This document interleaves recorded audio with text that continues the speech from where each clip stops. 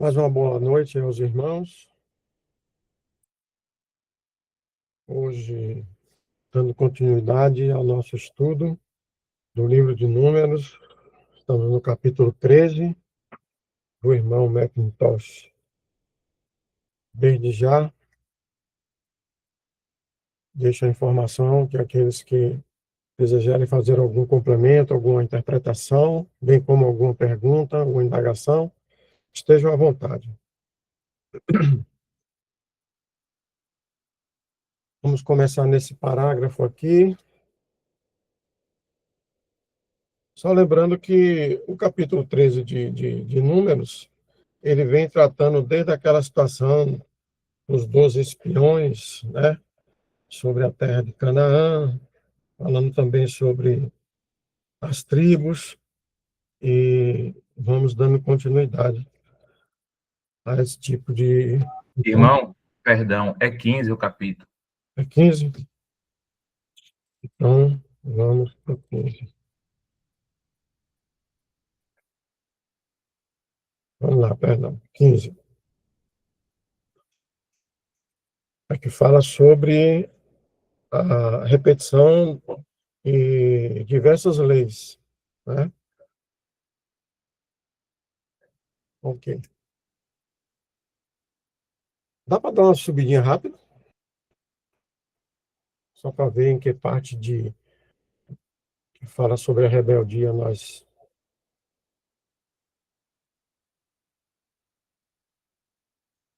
Aqui. A gente pode pegar aqui do tornar-se. Vamos lá. Torna-se, então, um caso semelhante ao mencionado em nosso capítulo. Abre aspas. Mas a alma que fizer alguma coisa presunçosamente, seja natural da terra ou estrangeira, essa blasfema contra o Senhor. E essa alma será eliminada do meio do seu povo, porque desprezou a palavra do Senhor e transgrediu o seu mandamento. Essa alma está totalmente exterminada, a sua iniquidade ficará sobre ela, fecha aspas, versículos 30 e 31. Então, só para relembrar a circunstância que começa a falar sobre o ponto de vista da rebeldia. Saiu aí, viu, irmão Jefferson, o texto.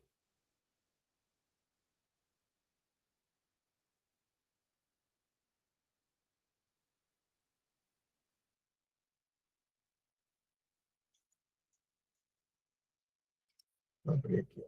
Aí pode puxar o texto agora, pode subir.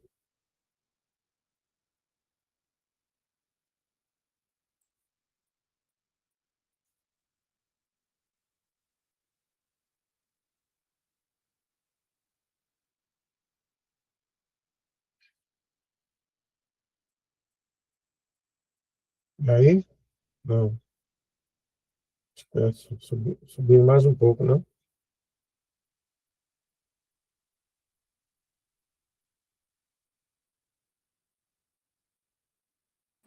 Descendo, não voltando, está subindo. Acho que está voltando.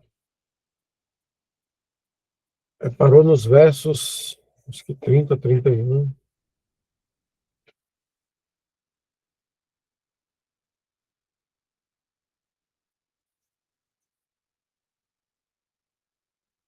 Aqui. Este não é um pecado de ignorância, mas um pecado presunçoso e intencional, para o qual nada restou senão o julgamento implacável de Deus. Abre aspas. Pode subir?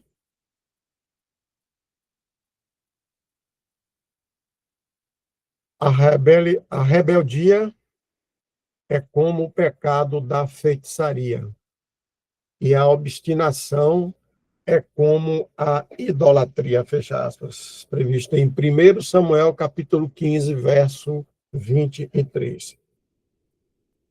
Estas são palavras impactantes para um momento como o presente, em que a vontade do homem se desenvolve com tamanha força. Considera-se viril afirmar a nossa vontade, mas as Escrituras ensinam exatamente o oposto. Os dois grandes elementos da perfeição humana, a masculinidade perfeita, são estes: dependência e obediência. Na medida em que alguém se afasta deles, ou seja, se afasta desses dois grandes elementos, afasta-se do verdadeiro espírito e da atitude de um homem.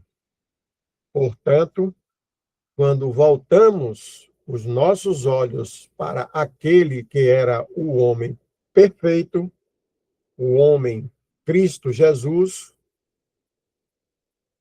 pode subir? Vemos essas duas grandes características perfeitamente ajustadas e perfeitamente desenvolvidas, do princípio ao fim. Aquele bendito jamais deixou, por um único instante, a atitude de perfeita dependência e obediência absoluta. Para provar e ilustrar este fato, teríamos que percorrer toda a narrativa do Evangelho. Mas observe a cena da tentação, e ali encontrará um exemplo de toda aquela vida abençoada. Sua única resposta invariável ao tentador foi, entre aspas, está escrito. Sem raciocínios, sem argumentos, sem perguntas. Ele vivia pela palavra de Deus. Venceu Satanás, mantendo-se firme na única posição verdadeira de um homem: dependência e obediência. Ele podia depender de Deus e obedeceria a ele. O que Satanás poderia fazer em tal situação? Absolutamente nada. Bem, então, este é o nosso exemplo.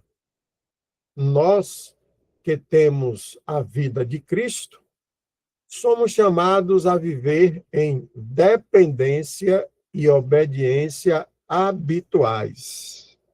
Em outras palavras, viver na dependência e na obediência rotineiramente na vida de um cristão. Isso é andar no Espírito.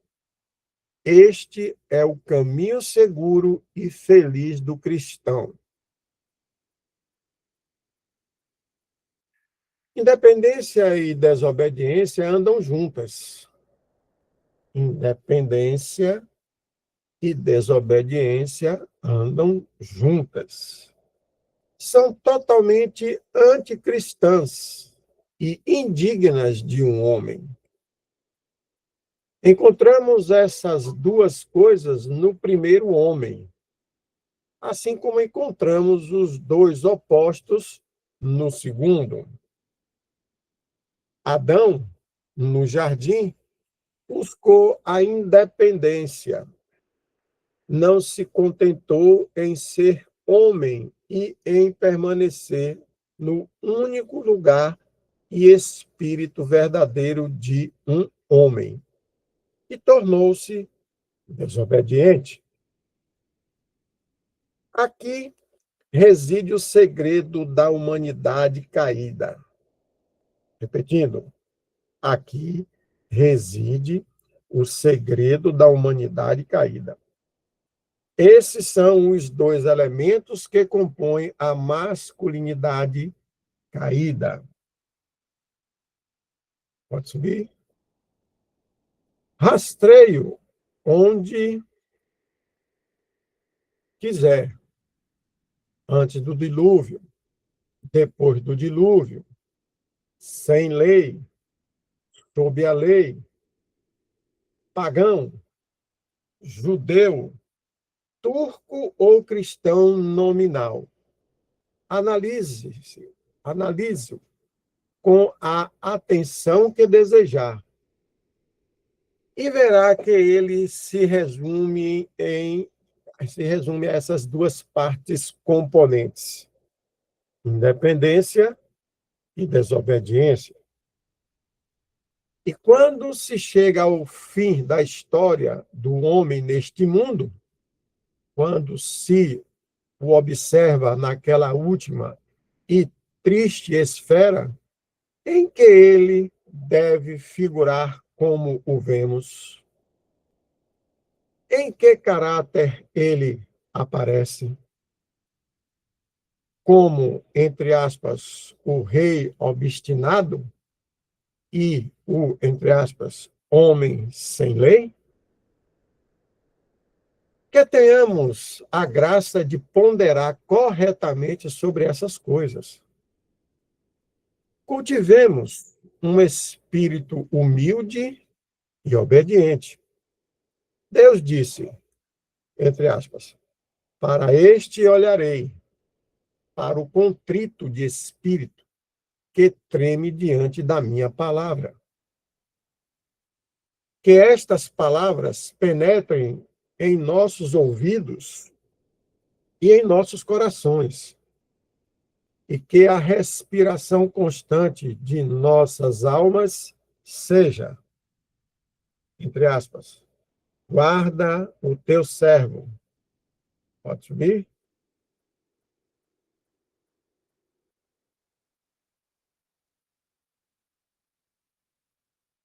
Guarda o teu servo, disse, Senhor, dos pecados da presunção, e não permitas que eles o dominem. Tem um comentário lá embaixo de número 1. Resta-nos apenas, antes de encerrarmos esta sessão, observar o caso do transgressor do sábado e a instituição da, entre aspas, fita azul. Abre aspas. Enquanto os filhos de Israel estavam no deserto, encontraram um homem que apanhava lenha no dia de sábado. Os que o encontraram apanhando lenha o levaram a Moisés, a Arão e a toda a congregação. E o puseram na... Pode subir?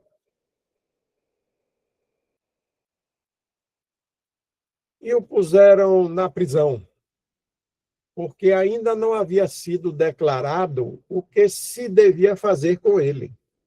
Então, o Senhor disse a Moisés, entre aspas, este homem certamente será morto.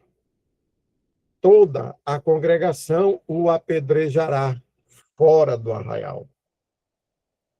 E toda a congregação o levou para fora do arraial e o apedrejaram.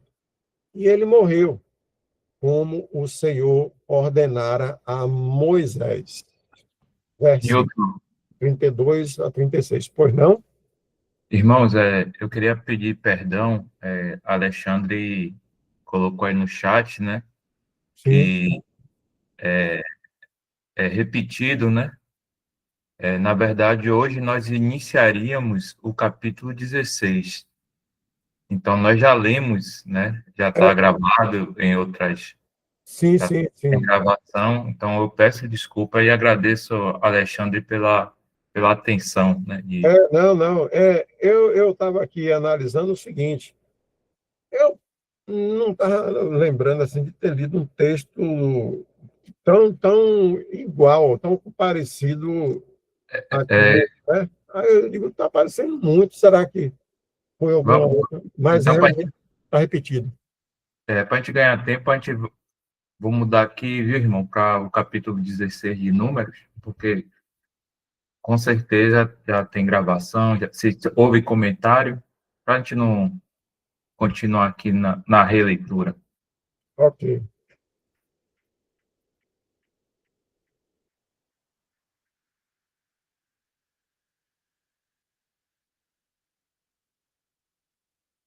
O capítulo 16. Na verdade, o capítulo 16 ainda continua falando sobre a circunstância da rebelião, agora com outros, né?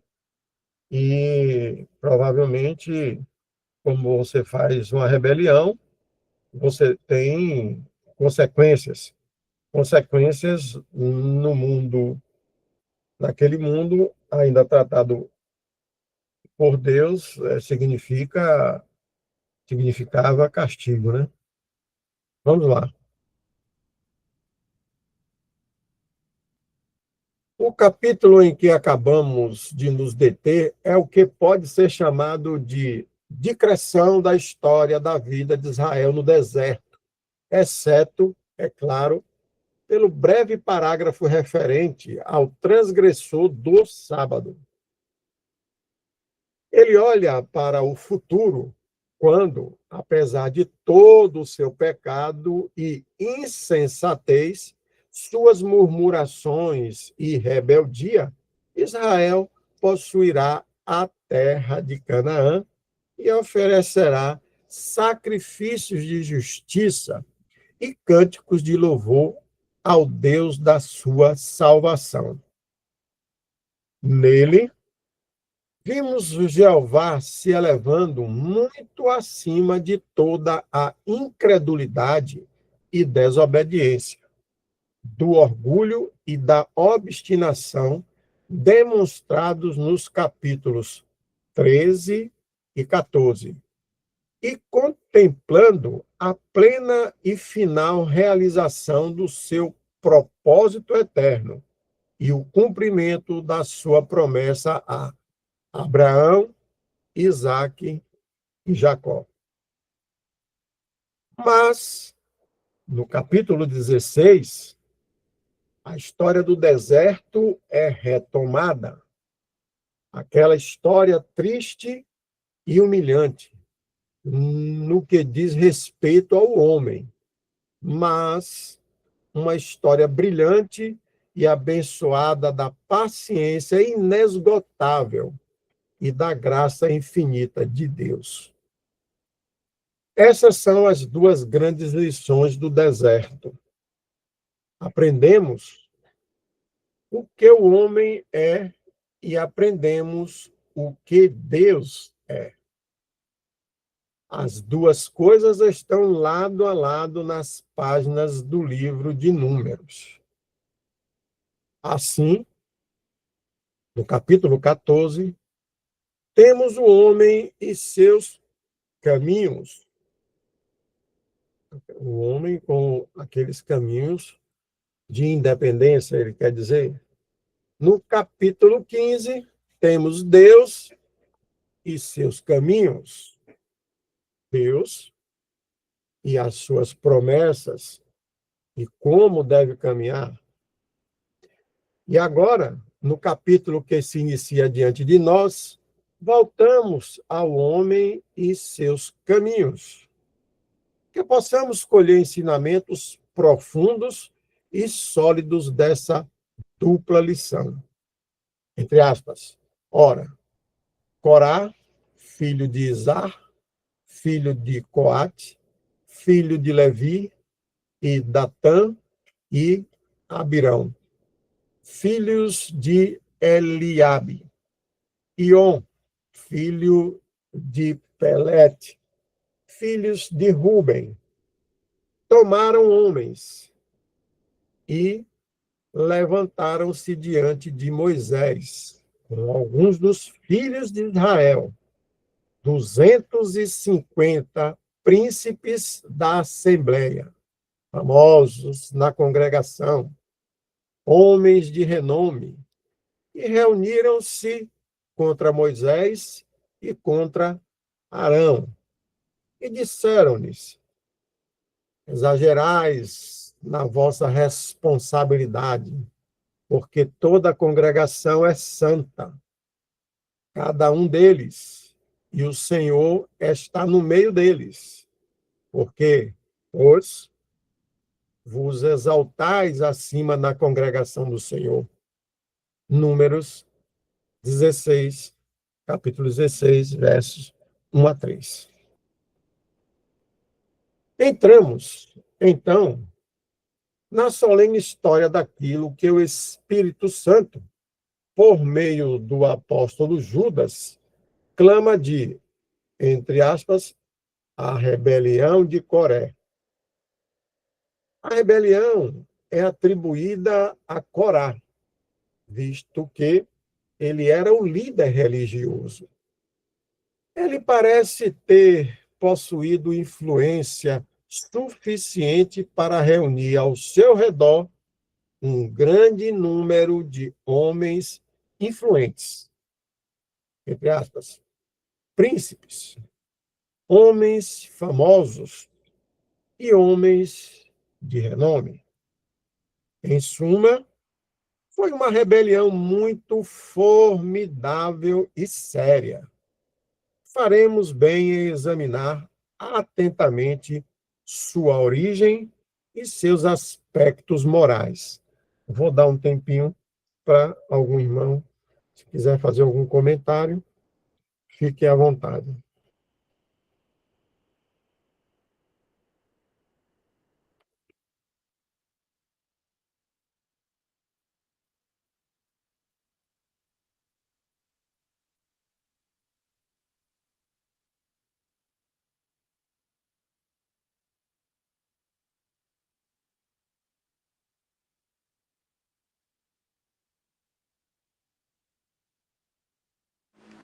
Só um aspecto para a gente notar aí do texto, né, que a rebelião se dá entre homens de renome, homens reconhecidos no meio da congregação, né, de Israel, homens honrados, digamos assim, né?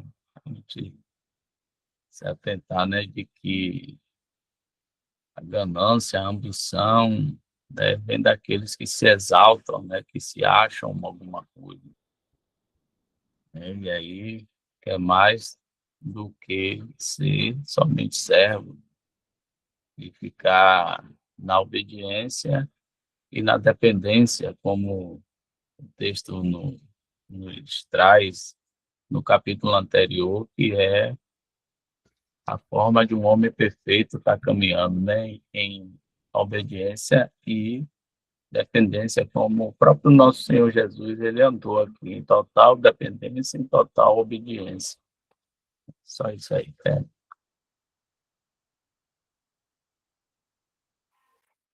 Só um complemento aí, irmãos. Estava lendo eu li, na verdade, duas vezes esse capítulo aqui, porque na última live eu estava em mente que era o Jefferson tinha falado desse capítulo 16. Aí eu já estava dando uma lida nele aqui e observei uma coisa interessante, que nesse dia nosso, né, vamos dizer assim, não mudou a questão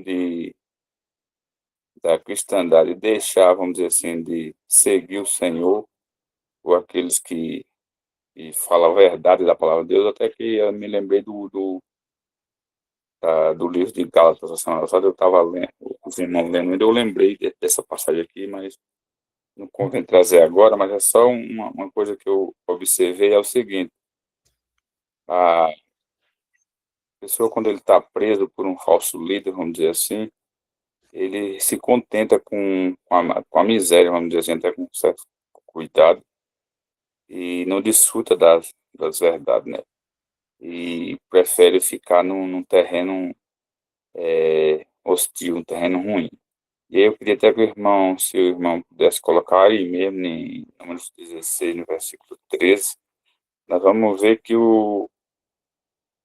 quando a pessoa deixa de seguir a verdade e é enganado por homens, ele se torna uma coisa bem estranha. no versículo 13 aí vai falar.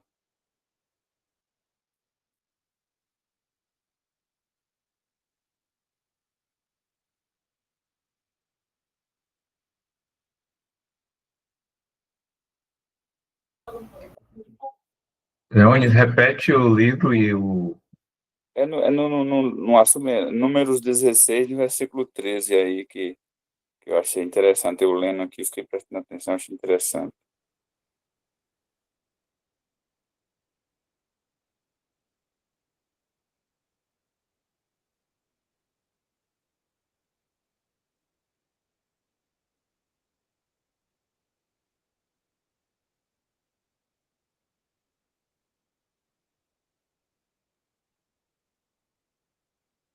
Dezesseis, 13, foi?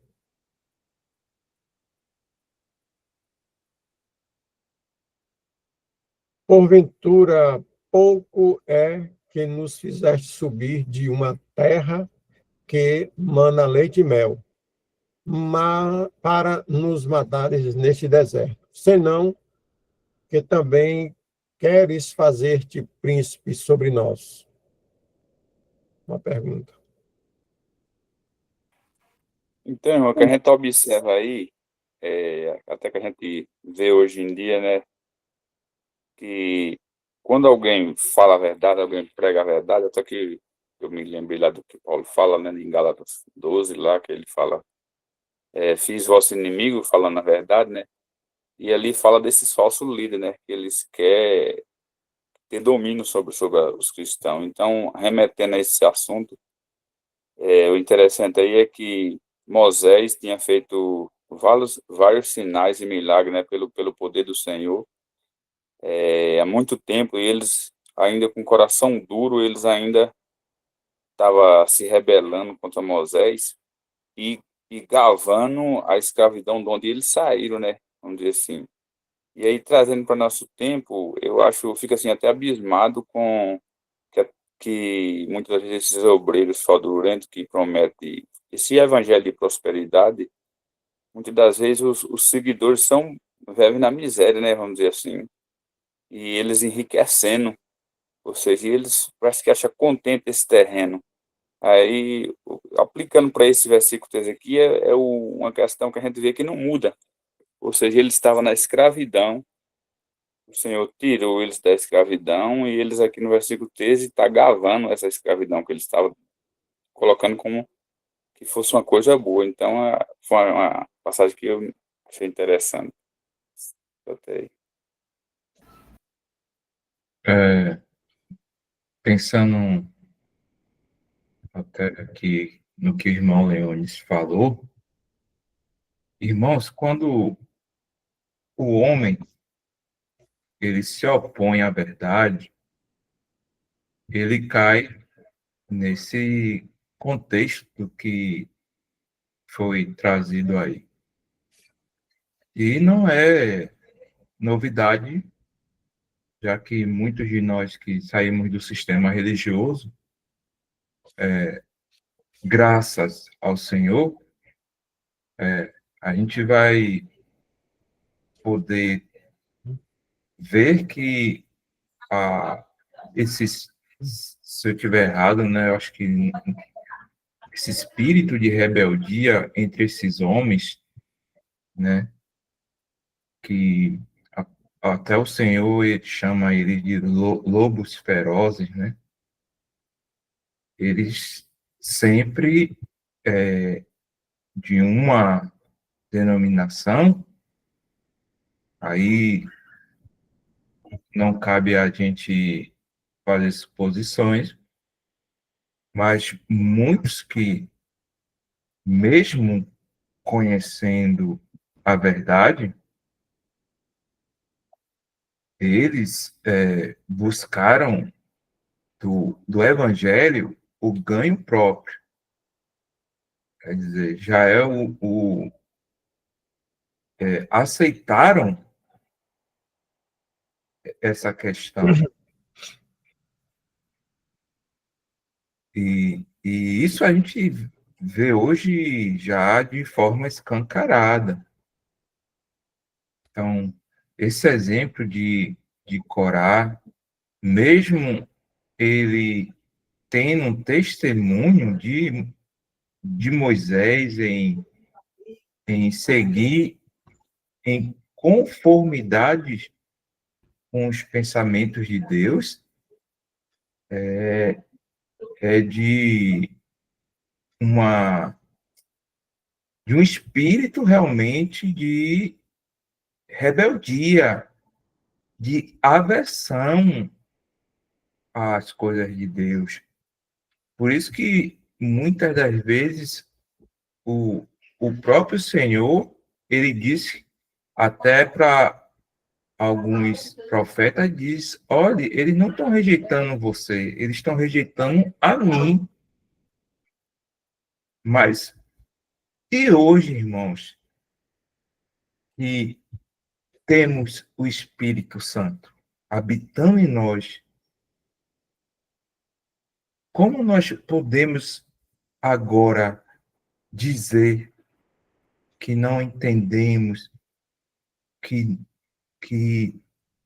nós não podemos reconhecer o senhorio do nosso Senhor?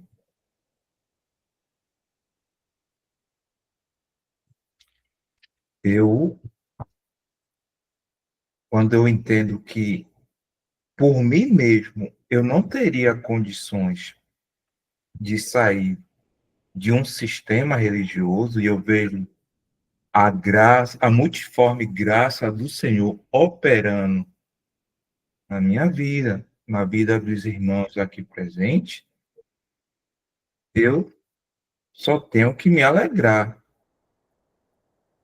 Mas muitos irmãos, até que foram tirados dessa esfera, qual foi a palavra que o irmão Leônidas falou? Né? Se você puder lembrar, irmão, que você falou uma palavra que eu achei muito importante. Dessa esfera que não glorifica o nosso Senhor Jesus. Então, é algo que o cristão pode, ou o professa, também pode se julgar, né? Tranquilo. Assim, você falou uma esfera de pobreza, algo assim, né? Espiritual, né? Escravidão? É de escravidão. Obrigado, irmão Alexandre. É de escravidão. Então, quando a gente pensa nesses homens que hoje são líderes religiosos, irmãos, esses homens são lobos. Mas e o cristão em si? Como antes de eu falar que são escravos, e agora que nós temos o Santo Espírito de Deus? Voltando para uma realidade que nós achamos que é só do sistema religioso, muitos irmãos voltaram, sim, e retrocederam para o erro, crendo nas suas próprias convicções. Olha, muitos irmãos falam, né, que esses irmãos, eles deram ouvidos a, a, a outras vozes, e não é a voz do Senhor, da tua palavra, do Espírito Santo. Então, irmãos que ensinavam. Então, o cuidado que nós devemos ter, e com o espírito correto devemos estar diante do Senhor. Porque é impossível que, mesmo um irmão que ele ande em espírito, ele possa discernir isso em outro irmão. Então, é bom que nós possamos estar estudando e, como a própria palavra disse, né, que esses erros foram escritos para que a gente não fizesse novamente, porque uma coisa é algo orquestrada, né, como nós estamos estudando em Gálatas, né? Eles se introduziram ali para trazer engano, misturar judaísmo com graça, mas é algo que cada um de nós devemos estar se julgando, principalmente quando a palavra ela corta na gente, diretamente na gente. Pode ser da forma eclesiástica, mas também da forma moral.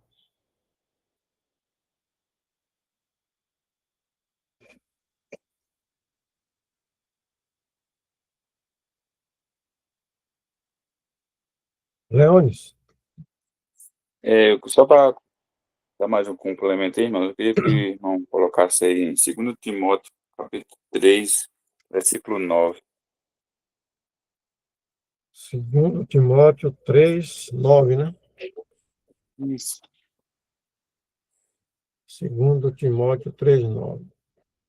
Não irão, porém, avante, porque a todos será manifesto o seu desvario, como também o foi o daqueles. Então, irmão, só mais esse complemento aí, nessa questão, como teve aquela rebelião ali, né, e ele estava, vamos dizer assim, falando saiu da escravidão e estava galvando a escravidão, chamando de, lá no versículo fala, né, de terra que manda leite e mel, o estado de escravidão que ele estava. E isso é interessante porque quando a gente está sem comunhão com o Senhor, assim vamos dizer, as coisas do mundo para nós têm sabor de mel, vamos dizer assim, né? E quando a gente está em comunhão, as coisas do Senhor que tem esse prazer na gente. E aí, só para finalizar, esse capítulo 3 aqui de 2 Timóteo vai falar esses homens, né, que distorcem as coisas do Senhor, a verdade. Só que no versículo 9 aí vai falar que é manifesto de todos. Aí nós estávamos até conversando uma vez aqui numa live de IDC, com os irmãos aqui e as irmãs aqui, e ver esse assunto que o próprio mundo observa, né, essas coisas. O mundo observa o enriquecimento desses lobos, vamos dizer assim, dessas pessoas, e os próprios cristãos estão cegos, ou seja, quando o cristão ele não aceita a verdade, ele fica num estado de ceguidão, né, fica cego, ou, não sei, dormindo, eu acho que como o apóstolo Paulo fala, está dormindo, né, o cristão dormindo, eu acho que é nesse estado, aí os irmãos podem até complementar aí. Mas o que é interessante é que o mundo observa, nós estávamos falando na live de sempre, o mundo observa esses falsos, vamos dizer assim, e os cristãos não observam o que é Cristo que a gente observa. E era só esse último complemento aí. Perfeito.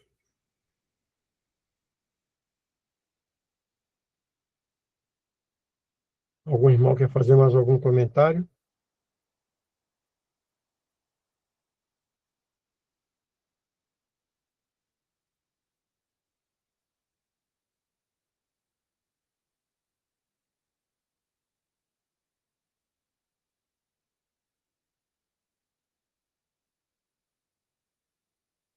Vamos lá. É sempre um momento crucial na história de uma assembleia quando um espírito de desafeição se manifesta, pois, se não for combatido da maneira correta, As consequências mais desastrosas certamente se seguirão. Há em cada assembleia material capaz de ser mobilizado, e basta que surja um espírito inquieto e dominante para trabalhar sobre esse material e transformar em uma chama devoradora o fogo que ardia em segredo. Há centenas e milhares prontos para se aglomerarem em torno do estandarte da revolta. Uma vez erguido, que não possui o vigor nem a coragem para erguê-lo por si mesmo. Satanás não acolhe qualquer um como instrumento para tal obra.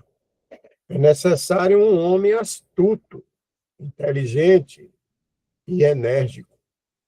Um homem de poder moral. Alguém que possua influência sobre as mentes de seus semelhantes e uma vontade de ferro para levar adiante seus planos.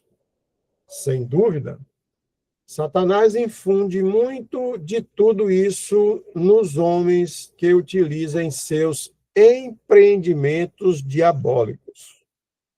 Em todo caso, sabemos com certeza que os grandes líderes de todos os movimentos rebeldes são geralmente homens de mente brilhante, capazes de influenciar, segundo sua própria vontade, a multidão volúvel que, como o oceano, é afastada por cada vento tempestuoso que sopra. Tais homens sabem, em primeiro lugar, como inflamar as paixões do povo e, em segundo lugar, como manipulá-las quando inflamadas.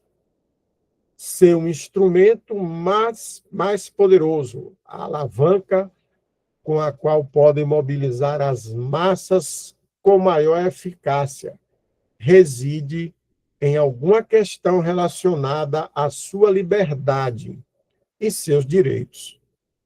Se conseguirem persuadir as pessoas de que sua liberdade está sendo cerceada e seus direitos infringidos, certamente reunirão um grande número de espíritos inquietos ao seu redor e causarão muitos danos graves.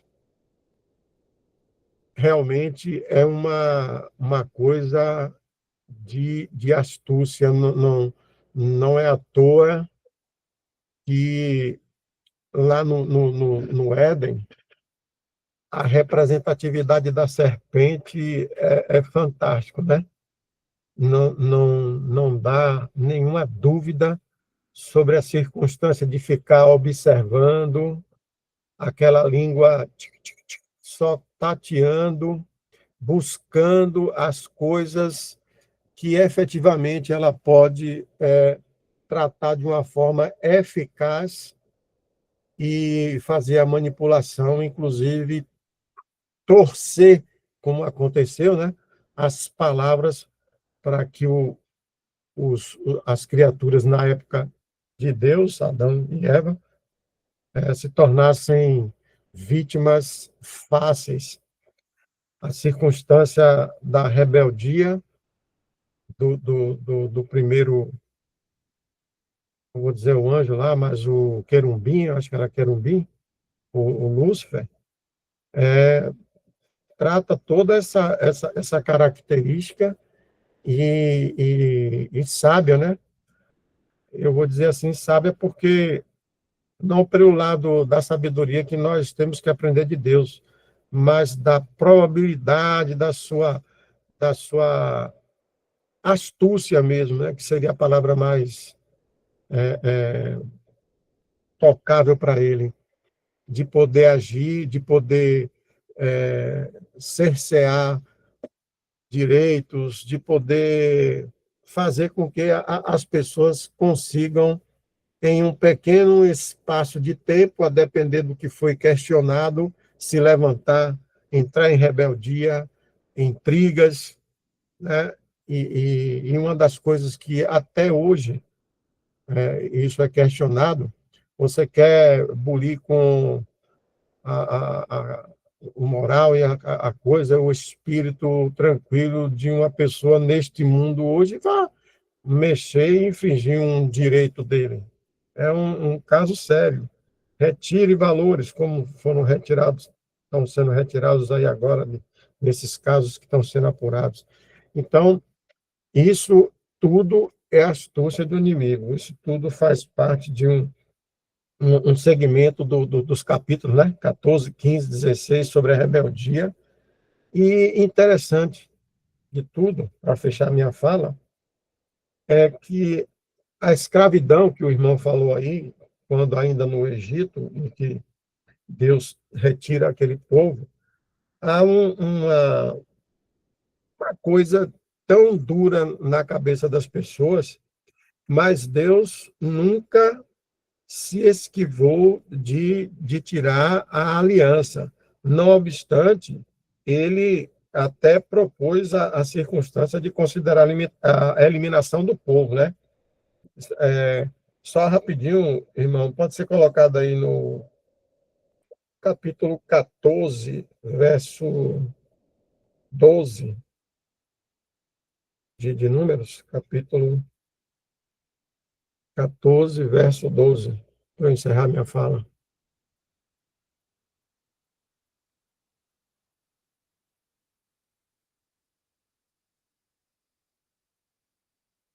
Capítulo 14, verso 12. Com pertilência o ferirei e o rejeitarei, e te farei a ti povo maior e mais forte do que este. As circunstâncias, né, da obediência é uma consequência de você usufruir dos benefícios e da misericórdia de Deus. E uma outra coisa sobre ao contrário, né, que a rebelião é o castigo de Deus. Então, isso é bastante temeroso e o homem parece que não tem muita... Está esquecendo disso, né? E aí? Irmão Jefferson, são 21h10, quer dizer, 21h08. 2 minutos aqui no meu adiantamento. Se tiver mais algum irmão que queira falar alguma coisa, esteja à vontade. Caso contrário, passo a palavra aí para o irmão Jefferson sobre essa palavra de hoje, sexta-feira. Muito boa. Ok, irmãos, chegamos aqui ao final do estudo de hoje, né? Creio que foi proveitosa. O irmão McTosh sempre traz já bem mastigadinho, mas que a gente possa sempre tomar a palavra de Deus, né, como um princípio e alimento, né, para nossa alma, para nosso espírito. Vou estar tirando a gravação aqui.